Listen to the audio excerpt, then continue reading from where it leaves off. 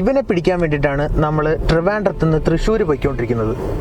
അതാണ് നമ്മളുടെ പയ്യൻ. ഇവന് വേണ്ടിയിട്ടാണ് നമ്മൾ ട്രിവാൻഡ്രത്ത് നിന്ന് തൃശ്ശൂർ വരെ ഡ്രൈവ് ചെയ്ത് വന്നത്. അതിനൊരു കാര്യമുണ്ട്, പുള്ളിക്കാരൻ ഈ മന്ത് എൻ്റോടുകൂടി നമ്മളുടെ കമ്പനിയിൽ നിന്ന് റിലീവ് ആകുവാണ്. പുള്ളിക്കാരന് ഗൾഫിലോട്ടൊരു ഒരു പാഷനേറ്റ് ആയിട്ടുള്ള ഒരു ഓപ്പർച്യൂണിറ്റി വന്നിട്ടുണ്ട്. ആ ഒരു പാഷനെ കണക്ട് ചെയ്തിട്ട് പുള്ളിക്കാരൻ പോവുകയാണ്. ഓക്കെ, അപ്പം പുള്ളിക്കാരനെ കാണാൻ നമ്മൾ വന്നിരിക്കുന്നതിൻ്റെ പ്രധാന കാര്യം എന്ന് പറയുമ്പോൾ പുള്ളിക്കാരന് ആകെ 22 വയസ്സാണുള്ളത്.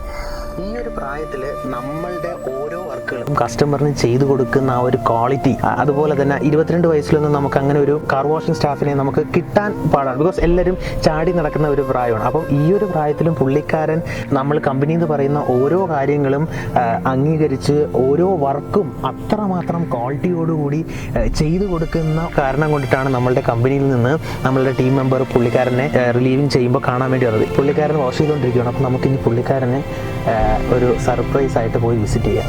ഓക്കെ, വർഷാവേ അറിയോ പിന്നെ ആരാണ്?